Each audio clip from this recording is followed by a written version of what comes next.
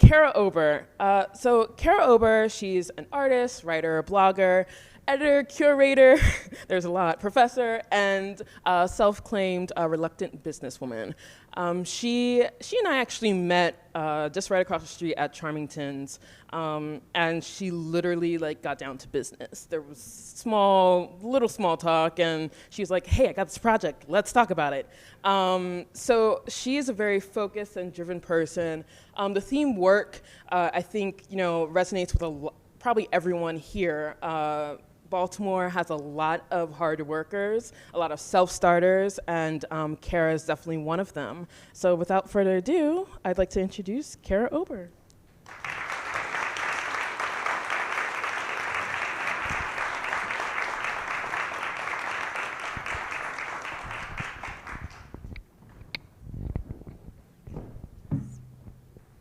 Good morning. Thanks everybody for coming out, and thank you so much to the Creative Mornings team, especially to David, who is selling copies of the Be More Art magazine. Is my tablet still out there? Do you want to grab it? Okay. So thank you so much. I really appreciate it. Okay, so getting everything situated up here. Got stuff in every hand, so that's okay. So thank you so much for having me here this morning. As you know, I'm here to talk about pretty much my favorite thing in the whole wide world, which is my work. And like most of you, I've had a lot of different jobs in my life. I've worked retail, I've worked in advertising, I've been a tennis coach, a school teacher, and also a dog walker. And I was quite possibly the worst dog walker that Baltimore has ever known. I once left a bag of dog poo on a client's dining room table by accident. So I don't recommend that. That's a little just tip for all of you wannabe dog walkers out there. But this is not the kind of work that I came here to talk about today. So I'm just curious, how many of you in the audience are artists or makers or involved in the arts in some way? Awesome. This is why I like living in this town.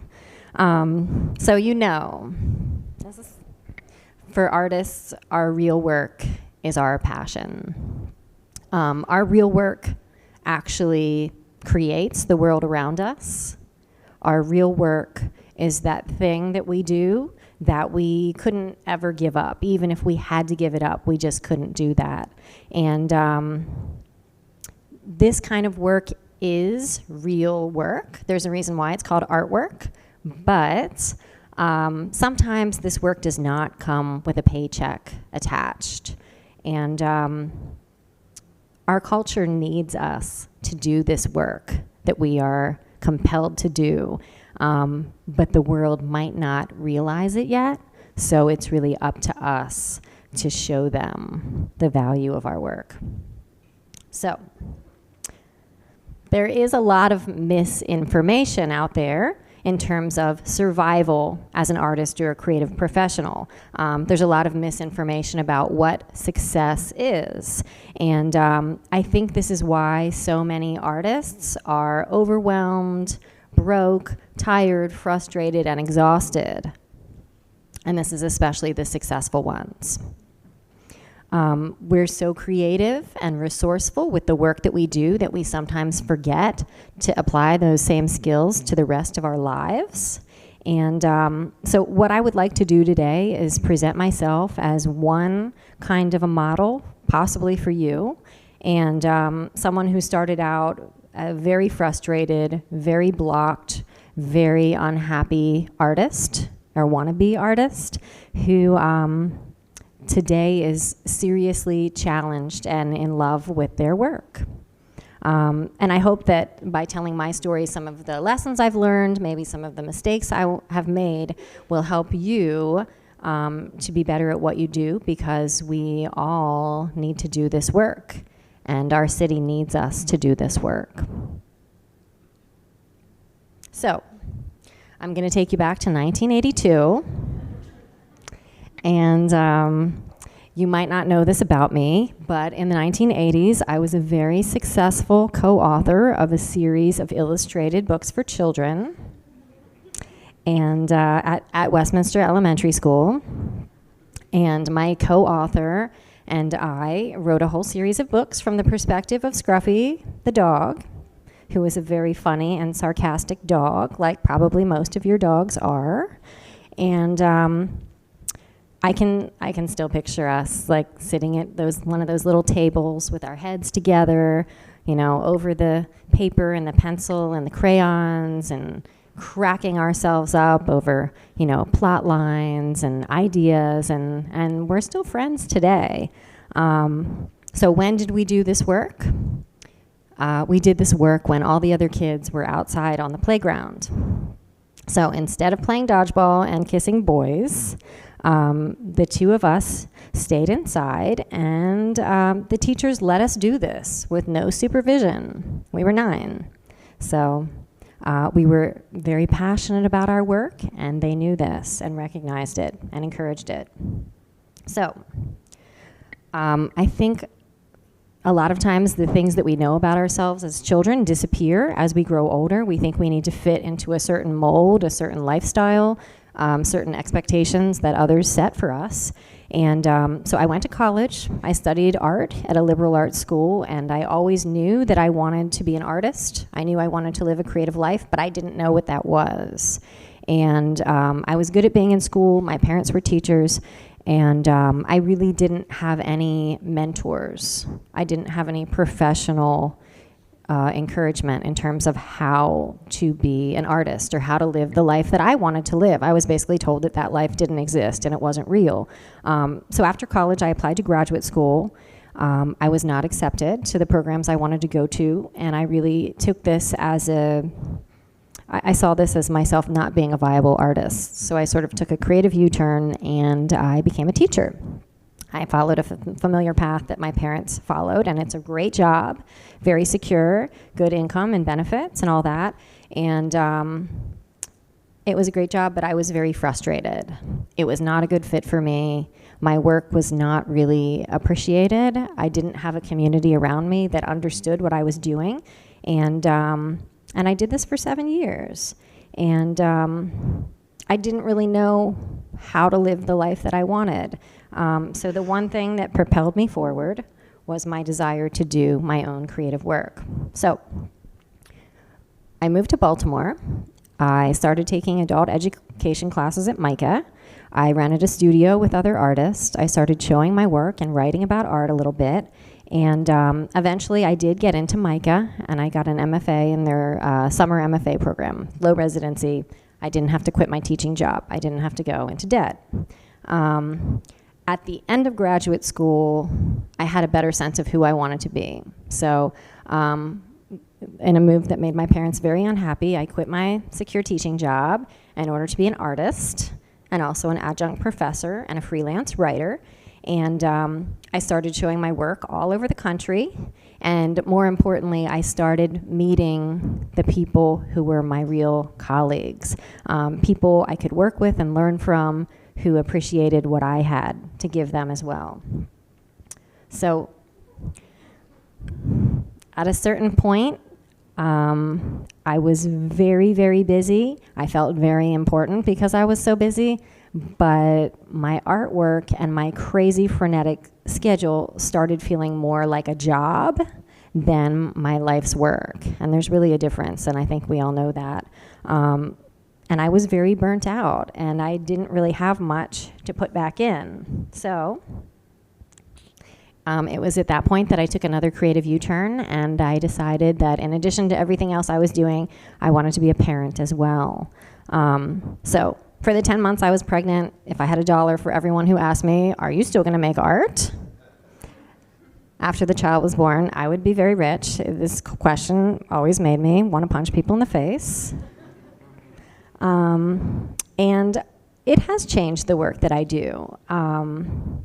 I've learned that being a parent is just another kind of working relationship. It is work, it is joy, and I don't think that it's made me any less of an artist, or it hasn't made me any less ambitious, but what it has done is made me prioritize the limited time that I have to spend on my work and with my son and my family. So it was about at this point when I really became sort of obsessed with the internet, and my work became really entwined with that. I had started Be More Art a few years earlier as sort of a hobby with some other students who then kind of disappeared to leave me to my own devices, and I was addicted, so I stuck with it. And it really gave me an outlet for my own voice and lots of opportunities to work with other artists. So one main reason I created this publication was to let people know what was going on. So many amazing exhibits, so many amazing artists, and people were missing it. So I created an online site so that people could physically show up in person. And the other thing that I wanted to do was really document what I felt was the best work happening in Baltimore. And I think the artwork that's being made here is just as good as in any other city. And I wanted to create this archive because once the show comes down, it's kind of like it never happened, except for in the press. And we all know that our opportunities for press are sort of disappearing, especially for the arts. So I changed from mostly making art to mostly writing about art at that time after being a parent. And I really think this has helped me to get to know myself a lot better. So for most of my life, I've been an introvert and a very good student. So suddenly I was able to have successful small talk at parties because I had something to talk about. I'm writing a story. I have a reason to ask nosy questions, and people have a reason to answer them. It gives me a reason to go places and meet people. It gives me the power to ask questions that I really want to know the answers to. And lets me really get to know fascinating people. So in 2010, I got my first ever real writing job. So The Urbanite was a great publication. They actually just had a issue that came out recently, but they hired me in 2010 to be their online arts and culture editor, which meant I had to write several stories every single week, which was insane. And I did this while my son was napping. But I was able to do it from home. It got me out of the house. It kept me involved in the art scene with a new baby. And I didn't get rich, but I learned a lot.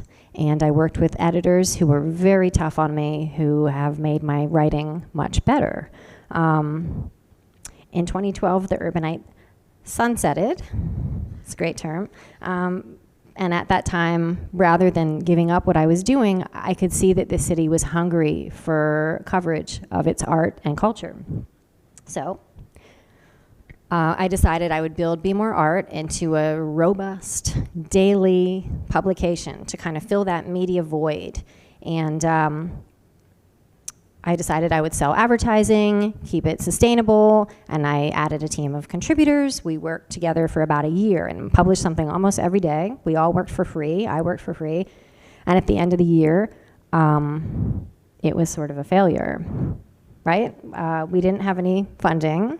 We weren't able to fund it. And I had created the job that I always wanted for myself, but it wasn't working out. And at that point, I was a parent, and I had a responsibility to my family, and I couldn't keep working full-time for free. So I'm not quite sure how it happened, but I know that I did say aloud just a few times to people that I trusted that I might have to quit publishing this online magazine, that it just wasn't working out. And what I didn't realize was people were reading, people were paying attention, And the following summer, something magical happened. I got an email from a president of a local foundation who was interested in what we were doing, and she invited me to lunch, and we had a very nice lunch and just talked about the work that I was doing. And it turned out that they were looking to work with a local publication to write about the arts, and they wanted someone that was both reliable and ethical. That was a priority for them. So in the fall of 2012, that was the first time I've ever been able to pay myself for this work and to pay the other people that are contributors at Be More Art. And it's led to some amazing changes that have been really exciting, both for myself, the publication, and hopefully the creative community at large. So we've launched a brand new podcast series with artists who have been making art for longer than probably most of us have been alive to share their life lessons. We've been doing all sorts of events and lectures all over town. And I'm very, very excited to share our newest project, which is our first ever print publication. And I am thrilled because this object is beautiful, and I could see a bunch of you reading it here, and it's just amazing to me to see that, to actually put something in the world. And if I'm honest, this has been the most difficult, crazy, insane, challenging thing I've ever done. And it's given me gray hair and zits. And it's rocked my world, and I'm really in love with this work. And it's kind of taken me back to square one, where I don't know what I'm doing, and a lot of those initial insecurities have come back. What if I'm doing it wrong? And the stakes are higher because so many people have participated in this project. So the pressure is really on me to make this a success. So I always need to remind myself that I'm learning as I do this work. That's really the purpose of the work, and it's important for me to do it well. And I've created, this new job for myself. So whenever I find myself sort of terrified by all the things I need to do that I don't know how to do, I remind myself that it is a collective effort. It's not about me. It's not about my ego. If I can focus on collaboration and sort of forget about myself, and remind myself that it's really about a collective success. So it's really important, I think, for all artists to remember that it's not competition, that the success of other artists is good for all of us. And, there's no winners. We all sort of end up in the same place, right? And also the idea that success is really, what is success? It's the constant challenge. It's the constant learning. It's the exhilaration of being terrified and thrilled in terms of what you're doing right now, right this second. So I try to have a sense of humor about myself in this process and just focus on what I need to do next. And, I never thought I would have the opportunity to create this new thing. And I think this is an excellent quote for all of us to remember. It's from Andrew Simonette from Artist U. And creating something bigger than yourself catalyzes energy. It excites others. And we have to believe that the world is hungry for what we have to offer. These are my dogs. As creative makers and workers, we have to believe that our friends, our community, and our city is better off when we're doing the things that we really want to do. We have to believe that people need these moments of genuine connection and quiet and a focus on what's real and sources of strength and power. And I really believe the city needs its artists to be strong, outspoken, inspired, and well-sustained, so that we can fulfill our essential role here, whatever that may be. So the only way I know how to function is to come up with crazy ideas and then do the work to make them a reality. Thank you.